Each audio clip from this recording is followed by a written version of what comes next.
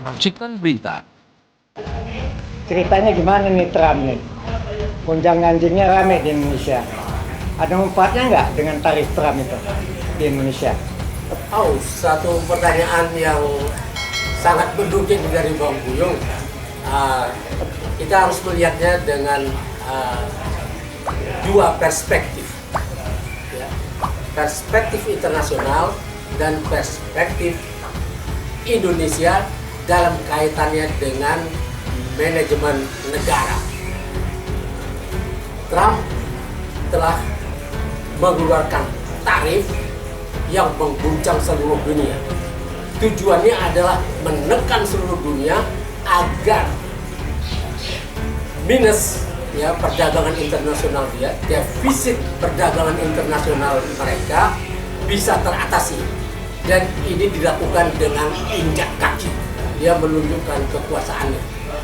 Maka sama Cina dia memang jauh ya. Dia mengalami defisit 7 triliun US dollar dalam perdagangan internasional dengan Cina. Sama dong dengan utang kita ya. Dan 7 triliun US dollar itu sangat besar. Dan ini defisit. Ya. Karena defisit yang sangat besar ini, Trump kelimpungan. Dan dia mau menghukum seluruh dunia dengan menekan semua. Dan yang pertama adalah Cina, kemudian yang dianggap mendukung Cina. Maka Indonesia terkena di situ. Kita mendukung Cina.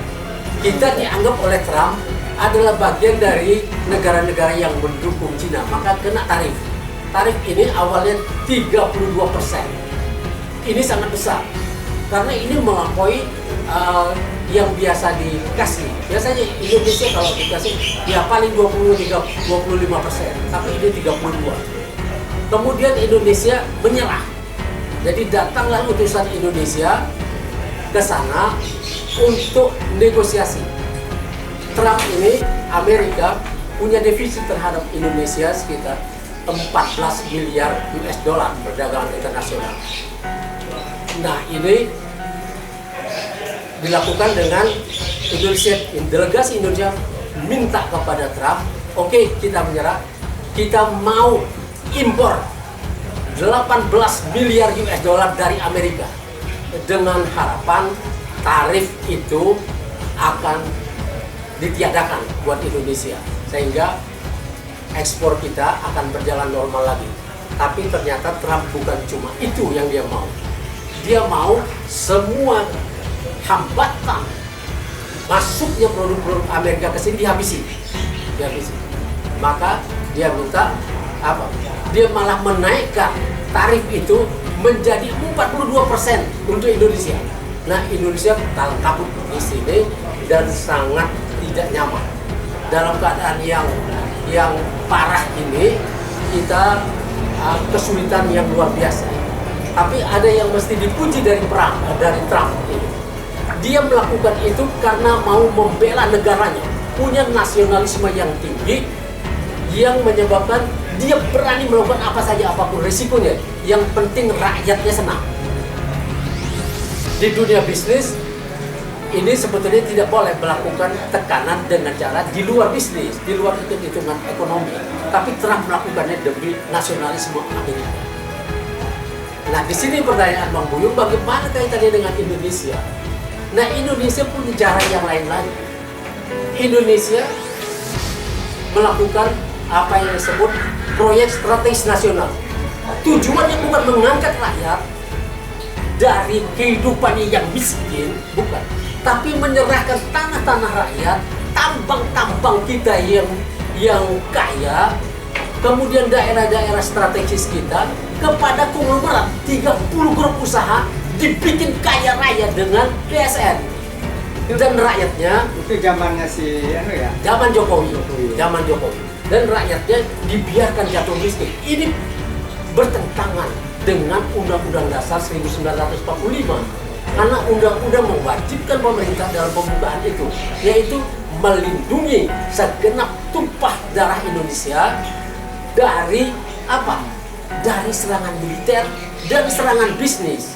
Serangan militer adalah apa yang terjadi di Israel itu. Bagaimana Israel mengirim tentara ke Gaza, membunuh penduduk setempat, kemudian menguasai tanah-tanahnya. Ini perang yang dulu dilakukan, penjajah-penjajah dulu melakukan ini. Dan Trump berada bersama Israel itu. Tapi yang dilakukan lewat serangan bisnis ini lebih halus. Dampaknya sama. Penduduk Rempang kehilangan tanah-tanah mereka, rumah mereka, 17.000 hektar. Pulau Rempang dan pulau sebelahnya itu di Selat Malaka diserahkan kepada Tommy Binata. Dan mereka tidak dikasih ganti rugi, diusir demikian rupa dengan menggunakan tentara dan polisi kita. Ini persis seperti zaman company dulu. Nah, inilah yang dilakukan Jokowi. Jokowi dan Trump beda jauh. Karena Trump punya nasionalisme yang sangat tinggi, dia sedang membela negaranya. Jokowi sedang menghancurkan negaranya untuk kebutuhan Cina dan lain-lain, yang kita mau menyerahkan semua tempat-tempat yang bagus itu ya kepada perusahaan-perusahaan yang terafiliasi dengan Cina. Tommy Binata di Rempang kerjasamanya dengan Cina, membangun pabrik kaca 100 hektar saja sudah cukup, tapi dia menginginkan seluruh penduduk Rempang itu diusir, 17.000 hektar mau diambil. Ini kejahatan terhadap kemanusiaan. Ini harus diselesaikan oleh Prabowo yang punya cita-cita mengangkat harkat dan martabat bangsa ini. Maka diperlukan kepres untuk menghentikan, mencabut PSN ini kalau mau membela rakyat dari kemiskinan yang dibuat oleh. Oke, kita lanjut sama Prabowo. Apakah Prabowo mungkin akan melakukan seperti Trump? Kalau lihat situasi politik sekarang, situasi politik sekarang, Prabowo masih wait and see.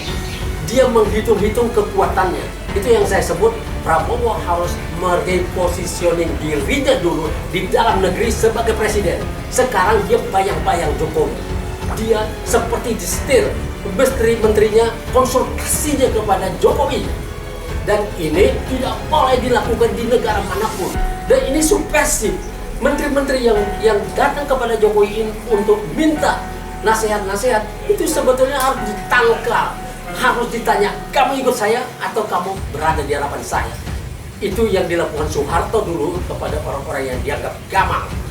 Nah, ada yang terjadi di Banten itu.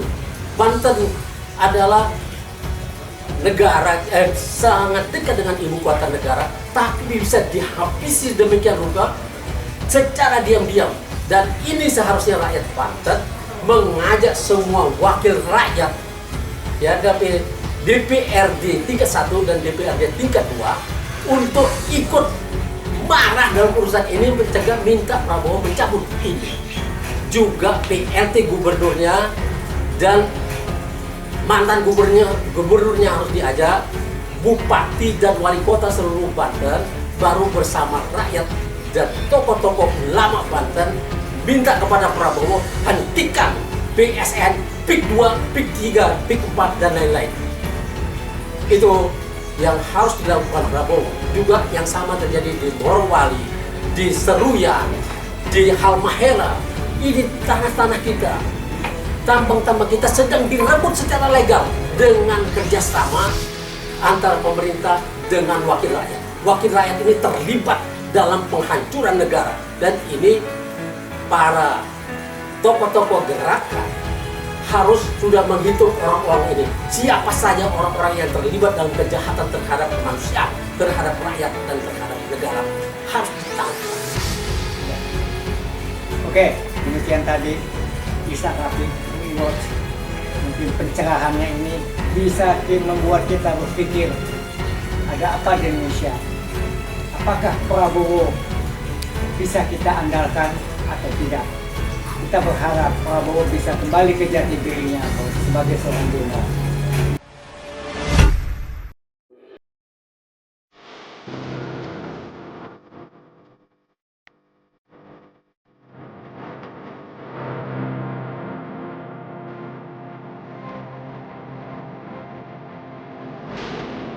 Rancikan Berita